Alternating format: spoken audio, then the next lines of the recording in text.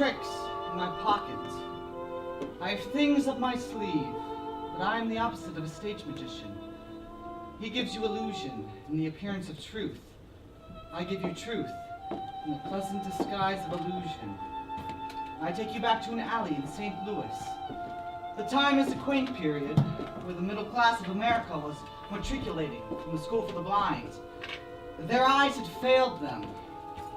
They had failed their eyes, and they were having their fingers forcibly pressed down on the fiery braille alphabet of the dissolving economy. In Spain, there was revolution. Here, there was only shouting and confusion and labor disturbances. In violent, otherwise peaceful cities, such as Chicago, Cleveland, Detroit, this is the social background of the play. The play is memory. Being a memory play, it is dimly lit. It is sentimental. It is not realistic. In memory, everything seems to happen to music. That explains the fiddle and the wings. I am the narrator of the play, and I'm also a character in it. The other characters include my mother Amanda, my sister Laura, and a gentleman caller who appears in the final scenes. He is the most realistic character in the play, being an emissary from the world which we are somehow set apart from. But having a poet's weakness for symbols, I'm using this character as a symbol for the long delayed but always something that we look for. There is a fifth character in the play, who only appears in a photograph on the mantle. Please know that this grinning gentleman is our father, who left us a long, long time ago. He was a telephone man, who fell in love with long distance. So he left his job at the telephone company, and he skipped the light fantastic out of town. The last we heard of him was a postcard from the Pacific coast of Mexico, containing a message of 2 words: hello and goodbye. No address.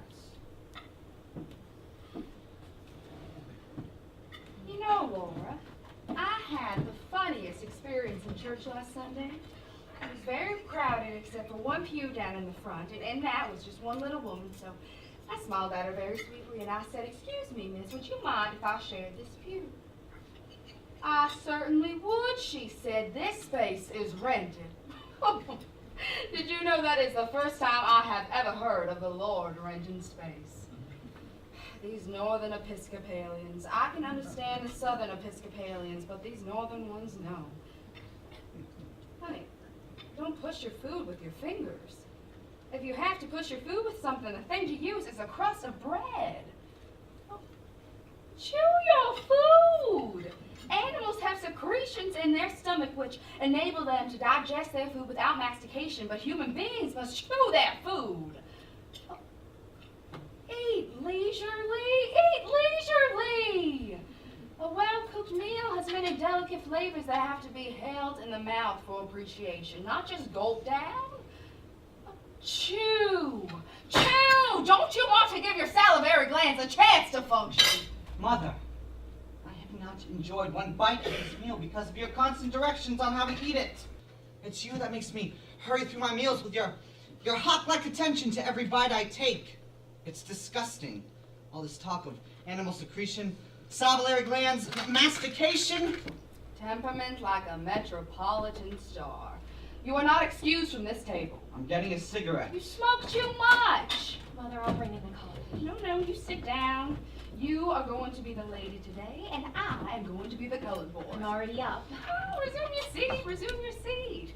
Keep yourself fresh and pretty for the gentlemen callers. I'm not expecting any gentlemen callers. Well, the nice thing about them is that they come when they're least expected.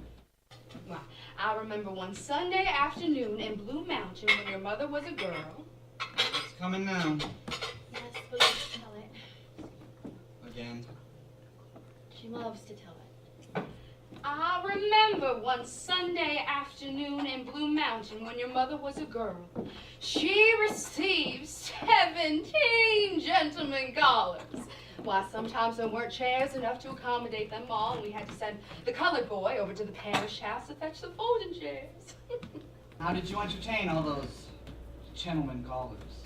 I happen to understand the art of conversation. Oh, I bet you could talk. Oh, I could. All the girls in my day could, I tell you. It wasn't enough to be possessed of a pretty face and a graceful figure, although I wasn't slighted in either respect. You also had to have a nimble wit and a tongue to meet all occasions. What'd you talk about? Well, we talk about things of importance going on in the world. Never anything coarse or common or vulgar.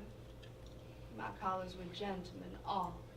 Some of the most prominent men in the Mississippi Delta, planters and the sons of planters. While there was young Champ Lawler. He later became vice president of the Delta Planters Bank. And Hadley Stevenson, he was drowned in Moon Lake. My goodness, he certainly left his widow well provided for. $150,000 in government bonds. And the Cutreri brothers, Wesley and Bates. Bates was one of my own bright particular beaux, but he got in a quarrel with that wild Wainwright boy and they shot it out on the floor of Moon Lake Casino. Bates was shot in the stomach and he died on the way to Memphis. He certainly left his widow well provided for, 2, 8, or 10,000 acres, no less. He never loved that woman. She just caught him on the rebound. My picture was found on him the night that he died. Oh, and that boy that every girl in the Delta was just setting her cap for. That brilliant young Fitzka boy from Greene County. Why do you leave his widow? He never married. What's the matter with you? You talk as though all my older wives had turned up their toes to the daisies. Isn't this the first you've mentioned that still survives? He made an awful lot of money. He went north to Wall Street and he made a fortune. He had the Midas touch. Everything that boy touched just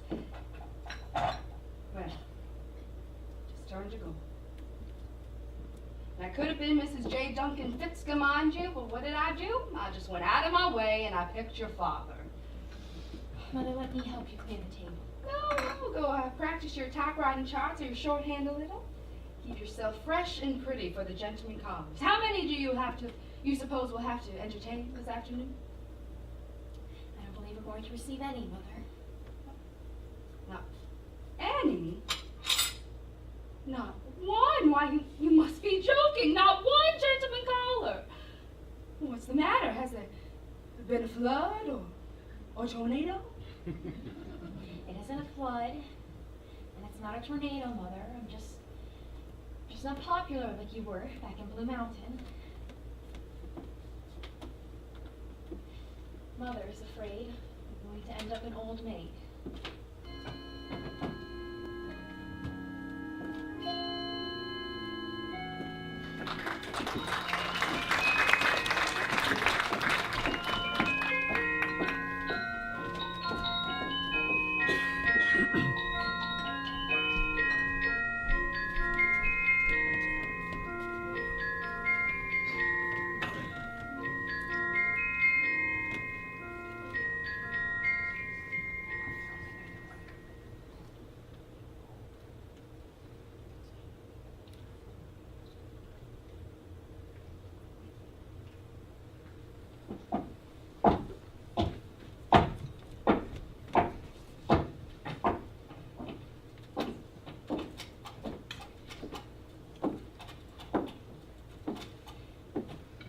Mother, I was just I know.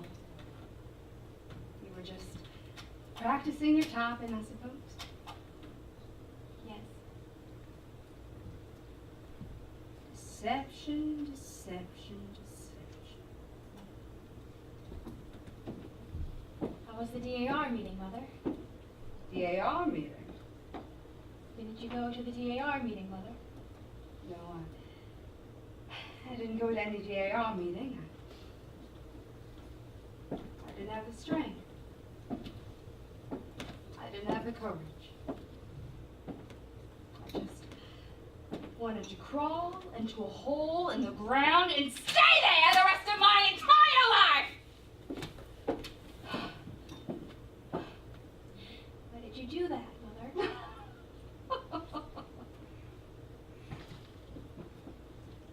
Why? Why? How old are you, Laura? Mother, you know my age. I was under the impression that you were an adult, but evidently I was very much mistaken. Please don't stare at me, Mother. What are we going to do? What is going to become of us? What is our future? Has something happened, Mother? Mother, has something happened? Oh, I'll be all right in a minute. I'm just bewildered by life. Mother, I wish you would tell me what has happened.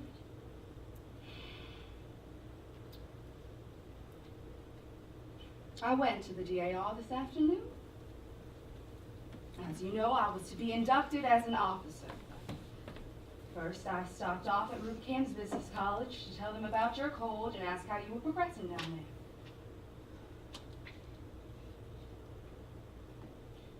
Oh, Yes.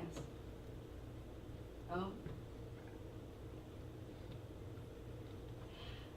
I marched straight up to your tavern instructor and introduced myself as your mother. She didn't even know who you were. Wingfield, she said, we don't have any such scholars enrolled at this school. Now, I assured her she did. I said my daughter Laura's been coming here since early January. Well, I don't know, she said.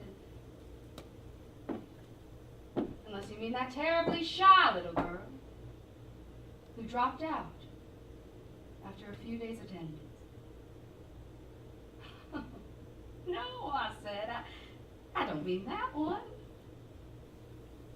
I mean my daughter, Laura, who's been coming here every day for the past 6 weeks. Excuse me, she said. She took down the attendance book. There was your name. Unmistakable, printed! And all the dates you've been absent.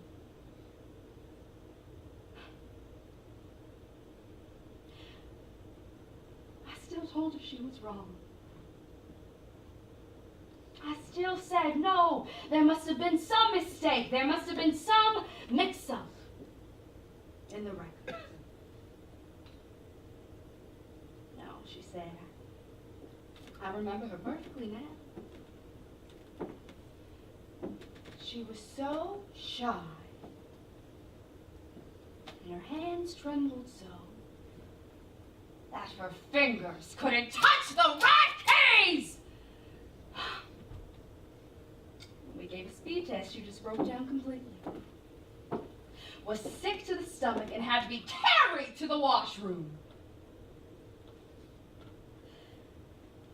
After that, she never came back. We telephoned the house every day, and we never got an answer.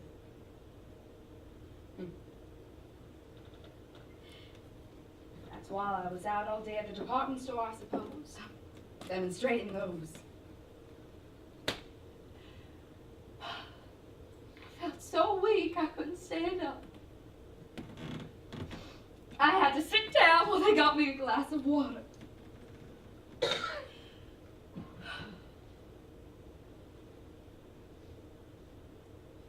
tuition. Now, I don't care about the money so much, but any hope I had for a future for you gone up the spout. Gone up the spout like that. Don't do that, Laura! Don't play that Victrola!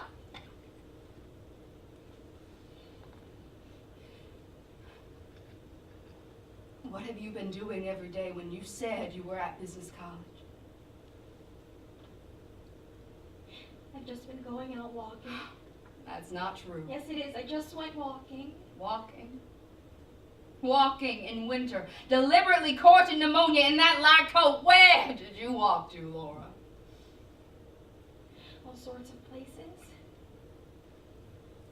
Mostly the park. Even after you started catching that cold?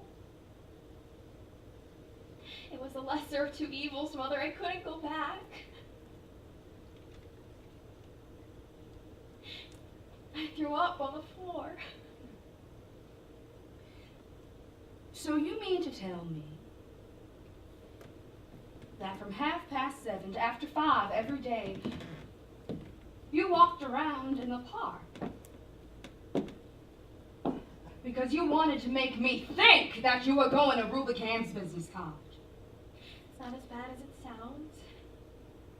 I did go inside some places to get warmed up. Inside where? I went in the art museum. I visited the birdhouses at the zoo. I visited the penguins every day. Sometimes I would skip lunch and go to the movies. Lately, I've been spending most of my afternoons in the Jewel House. The big glass house where they raise the tropical flowers. And you did all that just to deceive me. Just for deception. Why? Why? Why?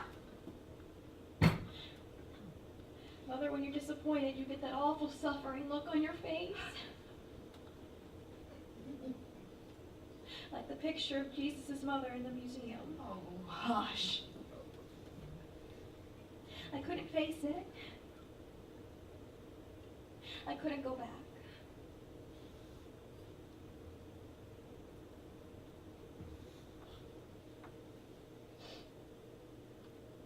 What are we going to do now, honey? The rest of our lives? Just sit in this house and watch the parades go by? Amuse ourselves with that glass menagerie?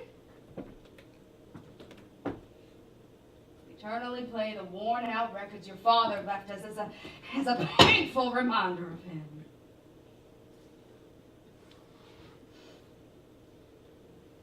We can't have a business career? No, we can't do that. That just gives us indigestion.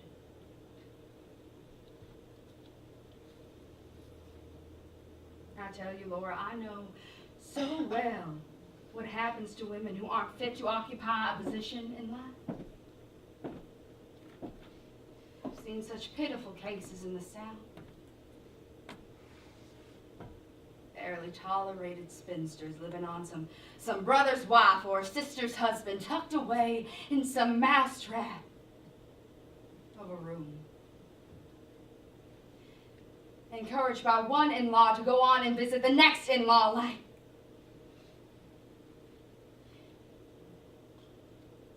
little bird-like women without any nest,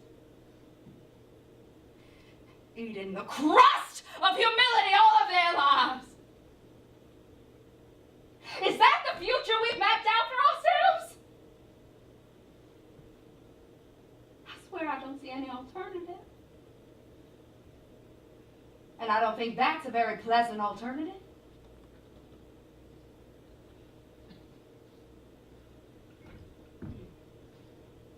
However, some girls do marry. My goodness, Laura, have you ever liked some boy?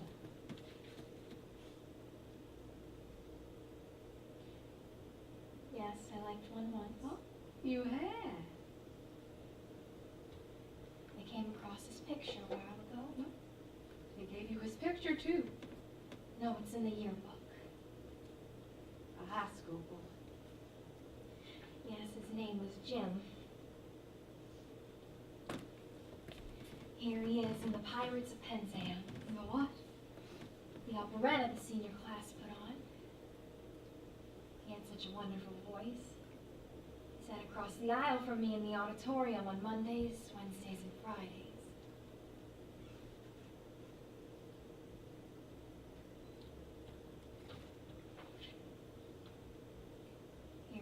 silver cup for debating. I see his grin.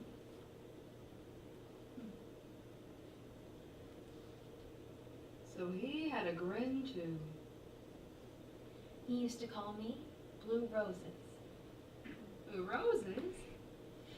Why'd he call you a silly name like that for? Well, when I had that attack of pleurosis, when I came back, he asked me what the matter was, and I told him I had pleurosis, but he thought I said blue roses. So that's what he always called me after that. Whenever he'd seen me, he'd holler, "Hello, Blue Roses." I didn't care much for the girl he went out with, Emily Meisenbach. Emily was the best-dressed girl at Seoul, Dan, but she never really struck me as being sincere. I read it in the newspaper once that they were engaged. That was a long time ago, and they're probably married by now.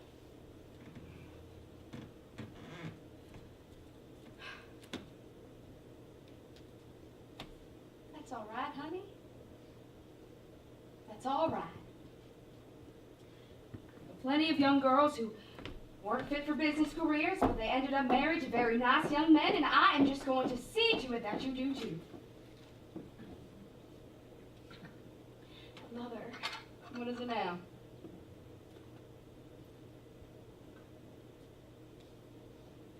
I'm crippled.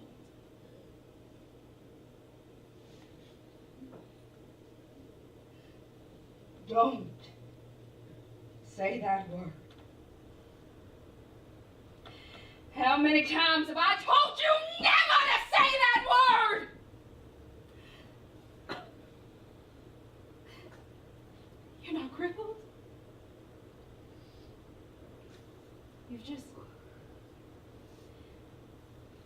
You've got a slight defect.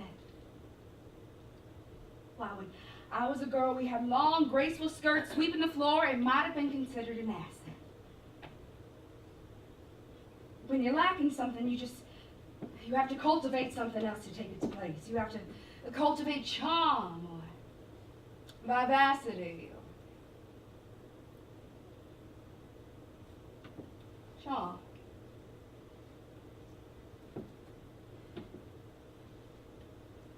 It's one thing your father had plenty of.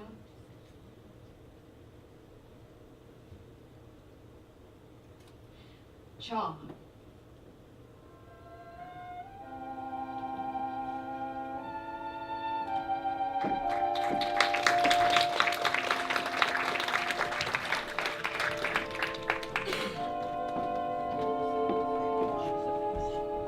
After the fiasco at Rubicans Business College, the idea of getting a gentleman caller for my sister Laura began to play a more and more important part in my mother's calculations.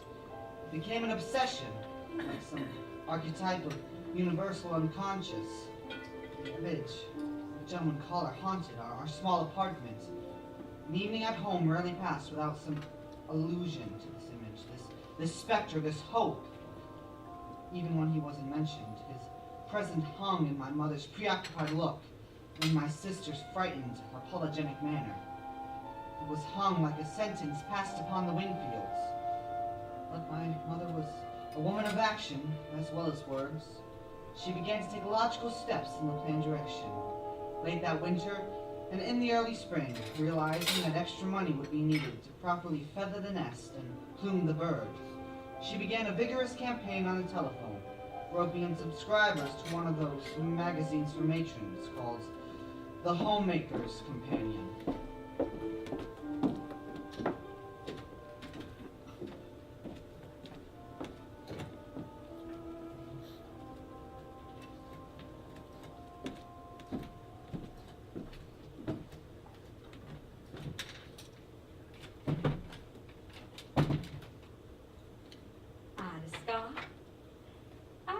This is Amanda Wingfield. We missed you at the DAR meeting last Monday. Yes, well, first I want to know, how is your sinus condition? You're a Christian martyr. That is what you are. You are just a Christian martyr. Yes, well, I was noticing in my little red book that your subscription to the Companion has run out just when that wonderful new serial by Bessie May Harper is starting. It's the first thing she's written since Honeymoon for Three. Oh, now that was unusual, wasn't it?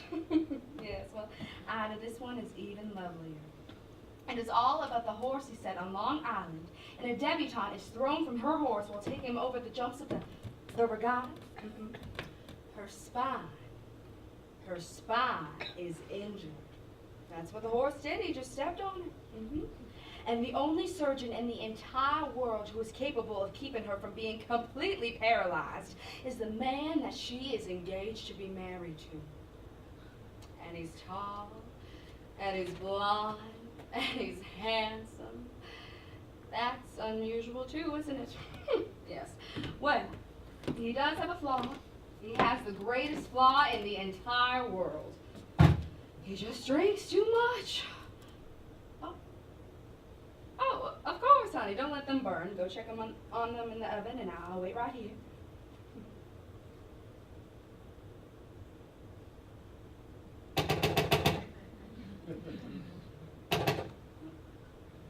That woman? Do you know what she did? She just hung up on me. Tom's trying to write. So he is, so he is. What are you up to? I am trying to save your eyesight. You've only got one pair of eyes and you've got to take care of them. Now, I know that Milton was blind, but that's not what made him a genius. Mother, please go away. I'm trying to finish my writing. Why can't you sit up straight so your shoulders don't stick through like sparrows' wings? Mother, please go busy yourself with something else. I'm trying to write. Now, I have seen a medical chart, and I know what that position does to your internal organs. Here, you sit up and I'll show you. Your stomach presses against your lungs, and your lungs press against your heart. And then your heart gets a little discouraged because it doesn't have enough room to go on beating for you. What in the world? Don't you talk to me like that. What am I supposed to do? What is the matter with you lately? Have you gone out of your senses? Yes, you've driven me out of them. What is the matter with you lately, you big idiot? Look, Mother, I haven't got a thing, not a single thing left in this house that I can call my own. Lower your voice. Yesterday, you confiscated my books. You had the nerve. Yes, I did. I took that awful book back to the library, that horrible book by that insane Mr. Lawrence. Now, I cannot control the output of a diseased mind or the people that cater to them, but I will not allow such filth in my house. No, no, no. House. Who pays the rent on the house? Who makes a slave of himself? Don't you dare talk to me like that. No, I mustn't say anything. I just gotta let you do all the talking. Let me tell you something. I don't want to hear it. You will hear me. I'm not gonna listen. You are going to listen to me, Tom Wingfield. I am tired of your impudence. And another thing, I am right at the end of my patience. What do you think I'm at the end of, Mother? Aren't I supposed to have any patience to reach the end of? I know.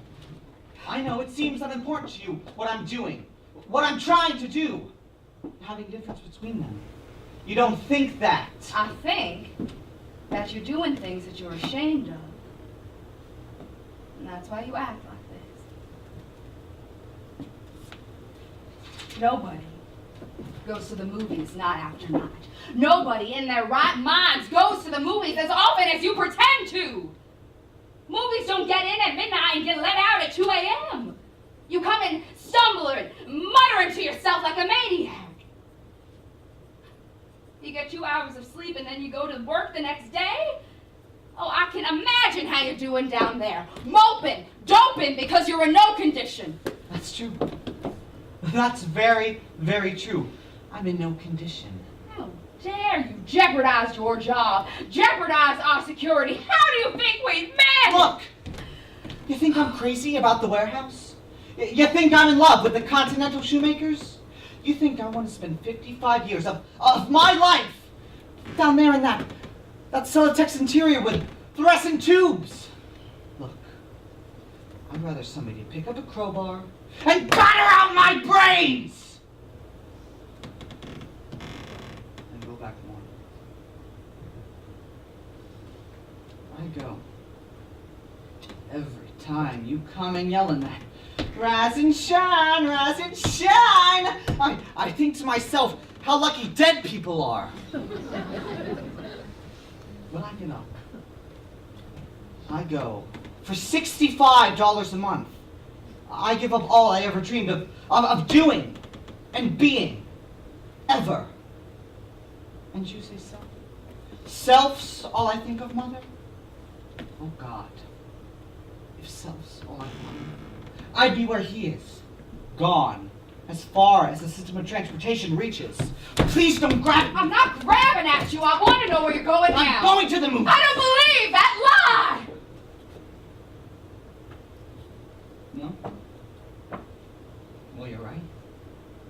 I'm not going to the movies. I'm going to the opium dens. Yes, yes, Mother. Opium dens. Dens of vice and criminals. Hangouts, Mother. I've joined the Hogan gang. I'm a hired assassin. I carry a Tommy gun in a violin case. They call me Killer. Killer Wingfield. I'm leading a double life. By day, I'm a simple, honest warehouse worker. But by night, I'm a dynamic czar of the underworld. I wear an eye patch over one eye and a false mustache. And on occasions, green whiskers. When I do that, they call me El Diablo. Oh, I could tell you things to make you sleepless. My enemies, they plan to dynamite this place. They're gonna blow us all sky high. And I'll be happy. And so will you be. You'll go up on your broomstick over the Blue Mountain with 17 gentlemen callers. You ugly battling a witch! Miss Menagerie, I will never speak to you again as long as you live unless you apologize to me.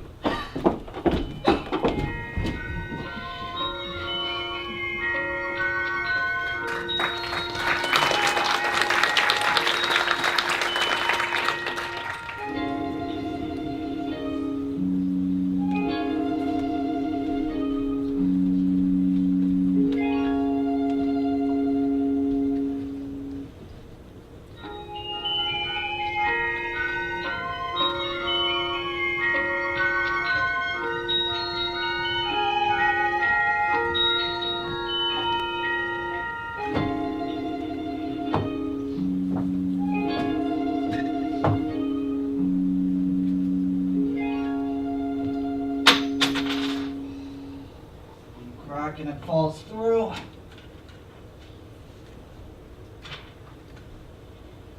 Tom? Tom, is that you?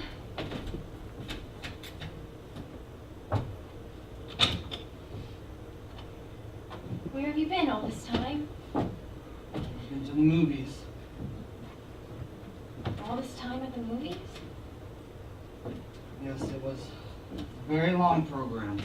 There was Garbro, and the Mickey Mouse, and the newsreel, and the preview for coming attractions, and a collection for the Milk Fund, and an organ solo, simultaneously, which ended in a fight between a fat lady and an usher.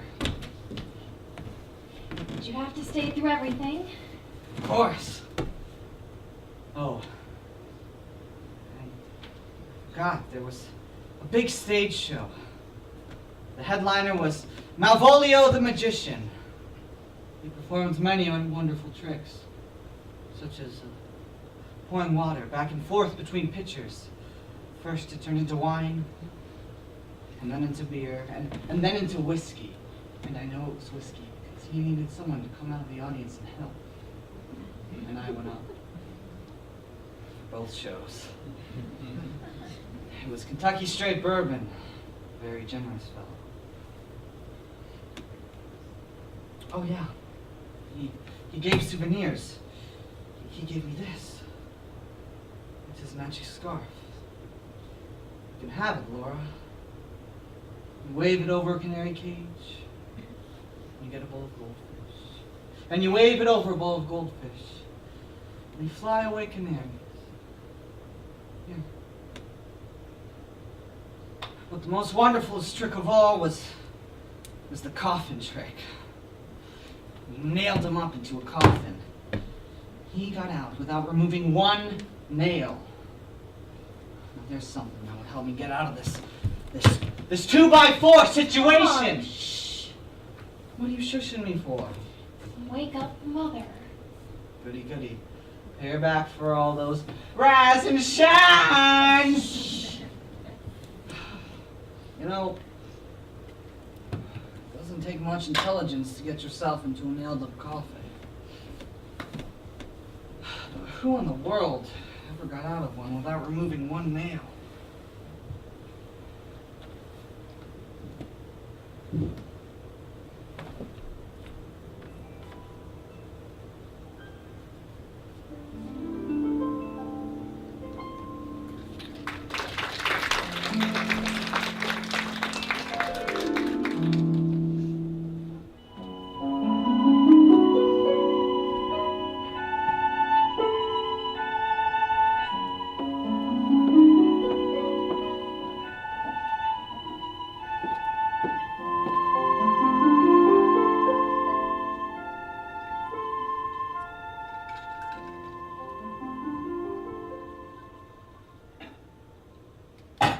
Rise and shine!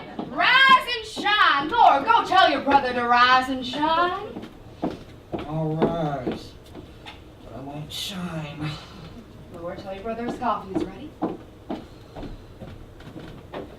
it's nearly 7. Don't make Mother nervous.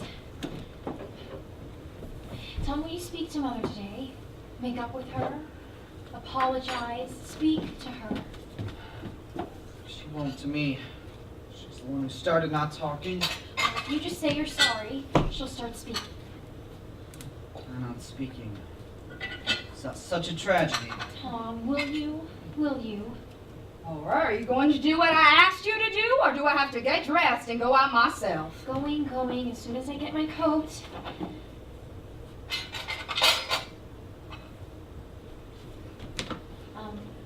Butter and what else? Just butter. Tell them to charge it. Mother makes such faces when I do that.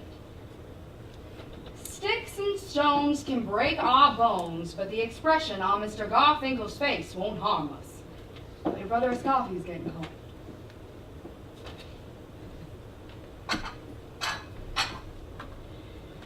Tom, will you do what I asked you? Will you? Tom, will you? Laura, go now, or just don't go at all. I'm going.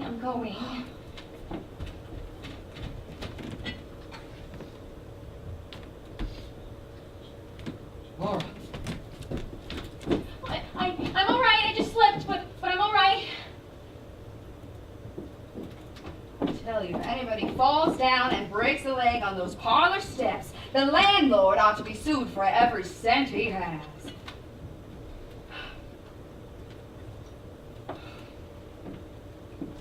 Who are you?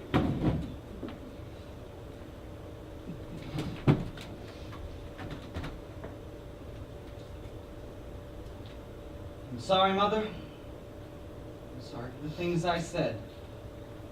I didn't mean it. I apologize. My devotion has made me a witch, and so I make myself hateful to my children. No, you don't. I worry so much. I don't sleep. It makes me so nervous. I understand that. Now, you know I've had to put up a solitary battle all of these years, but you're my right-hand battle.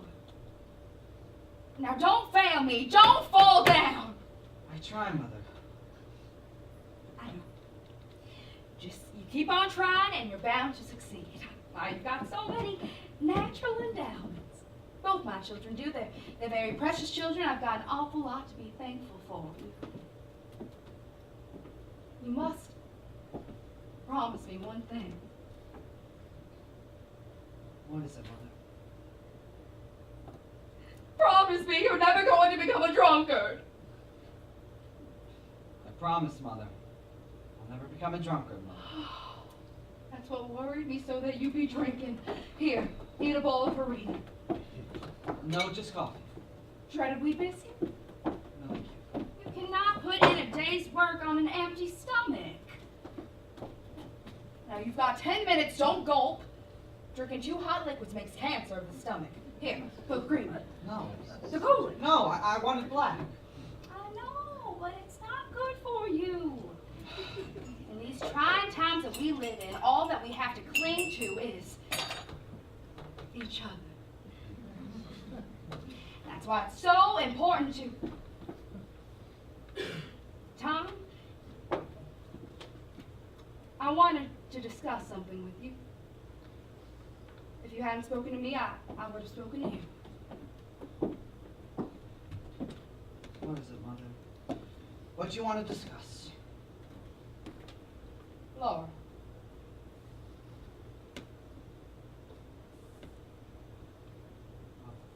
Laura. You know how Laura is. So quiet, but still waters run deep. She sees things, and I think she broods about them. Last week I came in and she was crying. About what? You. Me. She has an idea that you're not happy here. Gave her that idea. Look, is there any idea? Now, however, you do act strangely. I'm not criticizing, understand that. I know that your ambitions do not lie in the warehouse, and that like everybody else in the entire world, you've had to make sacrifices. Tom. Tom. Life's not easy. It calls for smart endurance. Now, there are so many things in my heart that I've never told you. I've never told you this, but I loved your father. I know that, Mother. And you.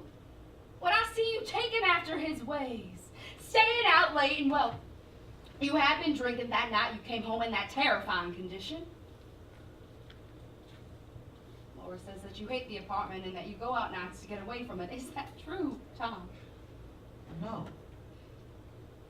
You say there's so much in your heart that you can't explain to me. That's true of me too. There's so much in my heart that I can't explain to you, so let's just respect But each other. why? Why, Tom? Are you always so restless? Where do you go to at night? I go to the movies. Why do you go to the movies so much, Tom?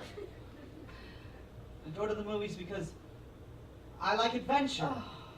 Adventure is something I don't get much of at work, so I go to the movies. Tom, you go to the movies entirely too much. I like a lot of adventure. Most young men find adventure in their careers. Then most young men are not employed in a warehouse. The world is full of young men employed in warehouses and offices and factories.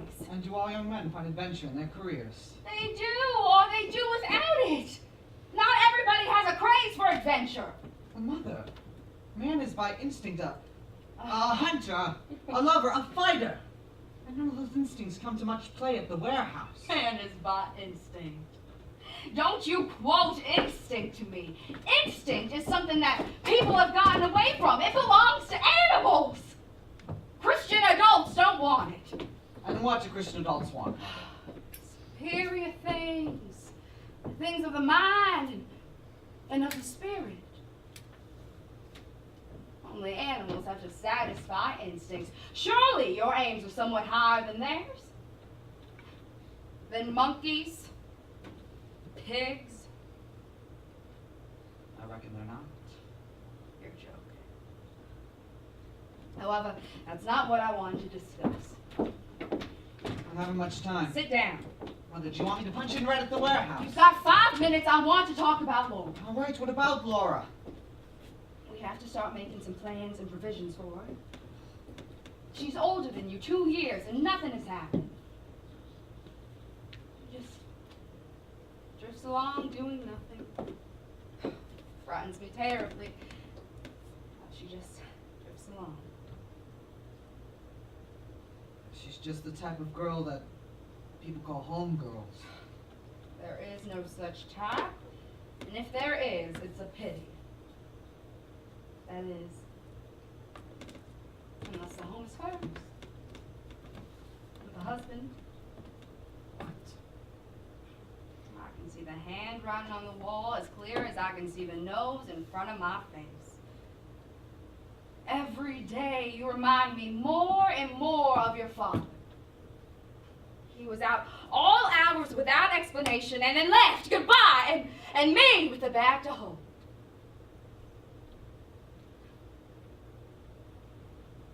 I saw that letter you got from Menagerie. I know what you're dreaming of, and I'm not standing here blindfolded. Very well. Then do it. But not till there's somebody to take your place. What do you mean? I mean that as soon as Laura is taken care of, married, a home of her own, independent, well then, you'll be free to go wherever you please. On land, on sea, whichever way the wind blows you. But until that time, you've got to look out for your sister. Now, I don't say me because I'm old and I don't matter. I say for your sister because she's young and dependent. I put her in business college. A dismal failure. Fried her so, made her sick to the stomach. I took her over to the Young People's League at church. Another fiasco. She spoke to nobody and nobody spoke to her. Now all she does is fool with those pieces of glass and play those worn-out records. What kind of life is that for a girl to lead? What can I do about it? Overcome selfishness. That's all you ever think of. Where's your wool muffler? Put your wool muffler on. I'm too late to. Now, Tom, I haven't said what I had in mind to ask you. Down at the warehouse, aren't there some nice young men? No. Well, there must be some. Mother. Find one that's clean living, doesn't drink, and ask him out for sister. What? For sister, to me. Get acquainted. Oh my gosh. Will you? Will you? Will you, dear? Yes.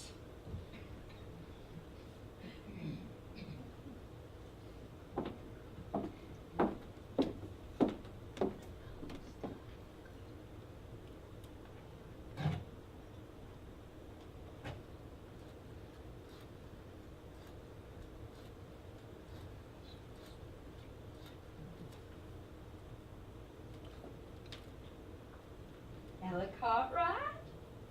Ella, this is Amanda Wingfield. Yes, well, first I wanted to know, how is your kidney trouble? Oh, it has. It has gotten worse. Well, you're just a Christian martyr. Yes, well, I was noticing in my little red book that your subscription to the Companion has run out just when that wonderful new serial by Bessie May Harper is starting. It's all about the horse he said on Long Island. Oh, you have? You have read it? Well, how do you think it turns out? Oh, no, Bessie May Harper never lets you down. Of course, there are complications. You can't have a story without them, but Bessie May Harper always leaves you with such an uplift. What's the matter, Ella? You sound so mad. Oh, it's because it's 7 o'clock in the morning. Oh, Ella, I forgot that you never got up until 9. I forgot that anybody in the world was allowed to sleep as late as that. Well, I can't say any more than I'm sorry, can I? Oh, you will. You are going to take that subscription from me anyhow. Well, bless you, Ella. Bless you.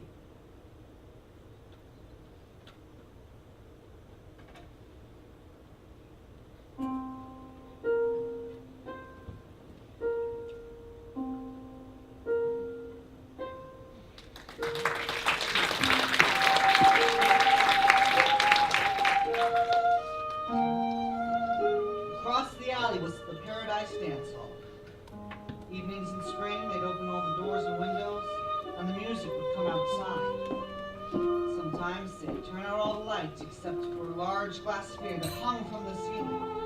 It turned slowly about, filled to the dust with delicate rainbow colors. Then the orchestra would play a waltz or a tango, something that had a slow and sensuous rhythm. The young couples would come outside to the relative privacy of the hour. You could see them kissing behind ash pits of telephone. This was the compensation for the lives that passed like mine, without change or adventure.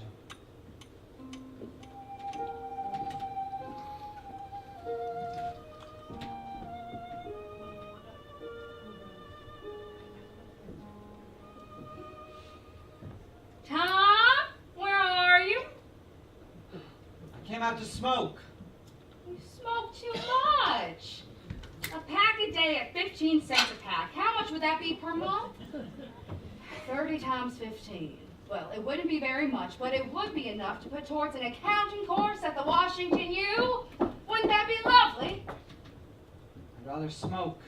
I know. That's the tragedy of you. This fire escape landing is a poor excuse for that porch we used to have. What are you looking at? The moon. So there is a moon this evening. Yes, it's rising over Garfinkel's delicatessen. Such a little silver slipper of a moon. Have you made a wish on it? Mm-hmm. And what did you wish for? That's a secret. All right. I won't tell you what I wish for either. I can keep a secret too. I can be just as mysterious as you are. I bet I can guess what you wish. Why, is my head transparent? You're not a sphinx. You're right. I don't have secrets. I will tell you what I wish for on that moon.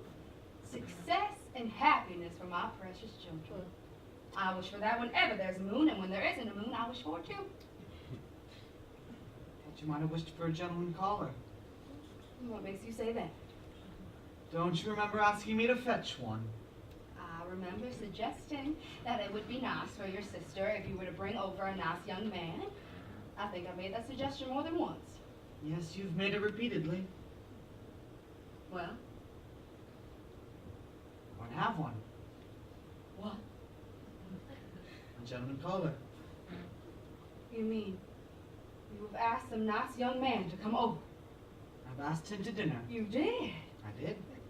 And did he accept? He did. He did. He did. Oh, isn't that lovely? Thought you'd be pleased. It's definite then? Very definite. How soon? Soon. How soon? Well, pretty soon. How soon? Very, very soon. Oh, whenever I want to know anything, you start going on like that. What do you want to know? Go ahead and guess. Go ahead and guess. All right, I'll guess. You want to know when the gentleman caller's coming over for dinner. He's coming tomorrow. Tomorrow? Oh, no.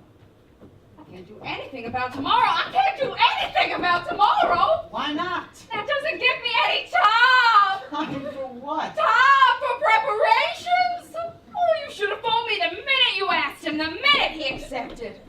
Mother, this is nothing to make a fuss over. Of course, I have to make a fuss. I can't have a gentleman caller coming into a pigsty. I'll have to do some fast thinking by tomorrow, too. I don't see why you have to think at all. You just don't know. You just don't know, that's all. I can't have a gentleman caller coming into a place that's all sloppy. Now, let's see. I've got those 4 pieces of wedding silver. I'll polish that up. I wonder how that lace tablecloth is holding up all these years. We haven't got anything to wear. We haven't got it. We haven't got anything to wear! Mother, this boy is no boy to make a fuss over. I don't know how you can say that when this is the first gentleman caller your little sister has ever had. Oh, I think it's pathetic that that little girl has ever had a single gentleman caller. Come on inside. What for? So I can ask you a few things. Mother, if you're gonna make a fuss, I'll call the whole thing off. No. I'll call that boy up and tell him not to come. No, you mustn't do that. People hate broken engagements. They don't have anywhere to go. Come on inside. Come inside. Won't you come inside when I ask you to come inside? Now sit down. Any particular place you'd like me to sit? Sit anywhere.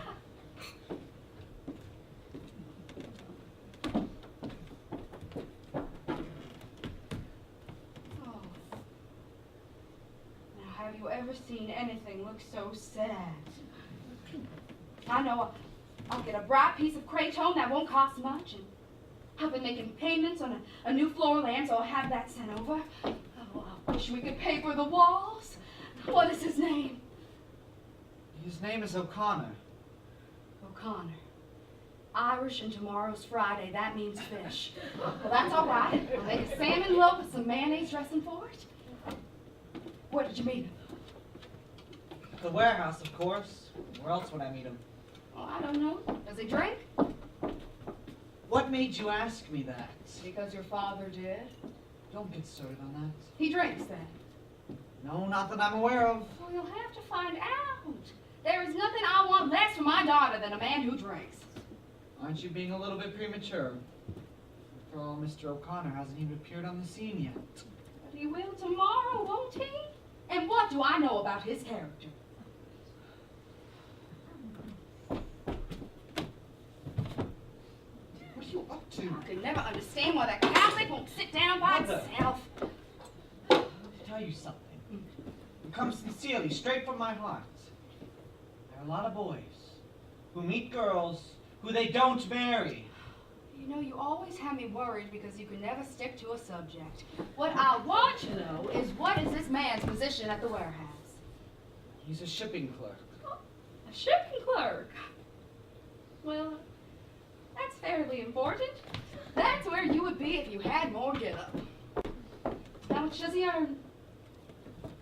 Well, I have no way of knowing that for sure, but I judge he makes approximately $85 a month. $85? That's not princely. It's 20 more than I make. Oh, I know that. How well I know that. No, it can't be done. A family man can never get by on $85 a month. Mother, Mr. O'Connor's not a family man. Well, he might be sometime in the future, Monty. I see. Plans and provisions. You are the only person I know that ignores the fact that the future becomes the present becomes the past, and the past turns into everlasting regret unless you plan for it. Well, I'll think that over and see what I can make of it. Oh, don't be supercilious with your mother.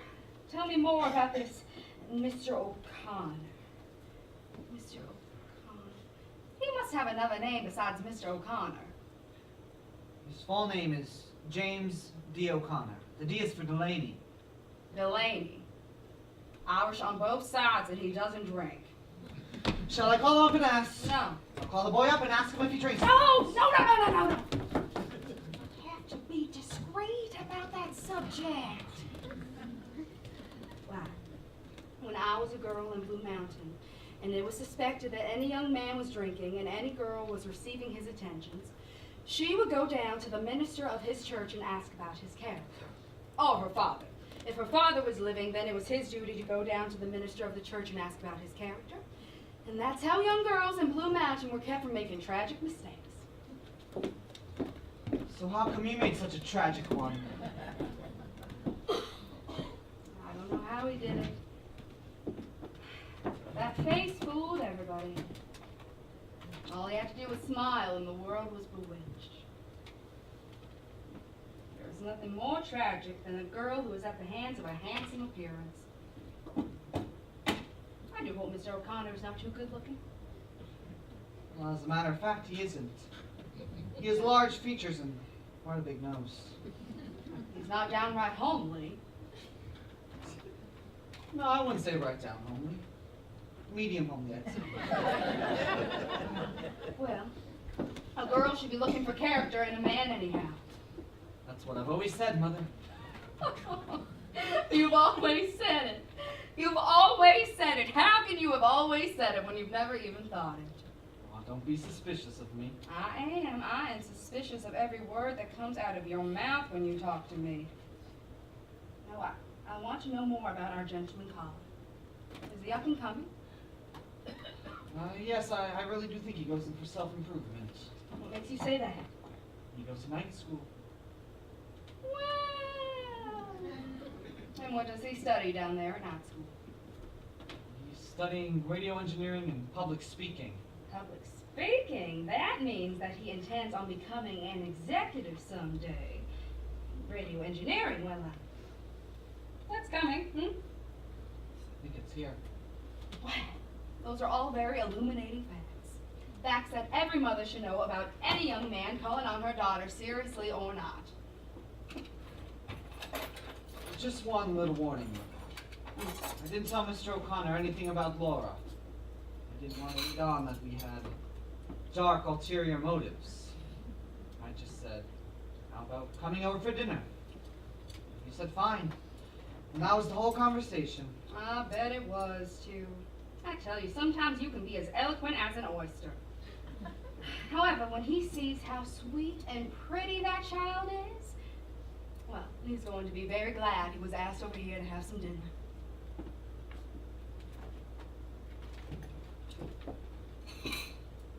Just one thing, Mother. You won't expect too much of Laura, will you? I don't know what on earth you mean. Well, Laura seems all those things to you and me because, well, she's ours. And we love her. You don't even notice that she's crippled anymore. Don't use that word! Mother, you have to face the facts. She is. And that's not all. What do you mean that's not all? Mother, to people outside the house, Laura seems peculiar. Don't use that word, peculiar! You have to face the facts. She is. I don't know in what way she's peculiar. Mother, Laura lives in a world of tiny glass animals. And she plays those old phonograph records, and that's about all. Laura.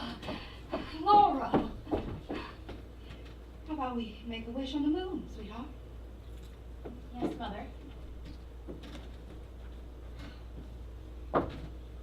See, darling? Such a little silver sliver of a moon. Now, make a wish. What shall I wish for? Happiness. And just a little bit of good fortune.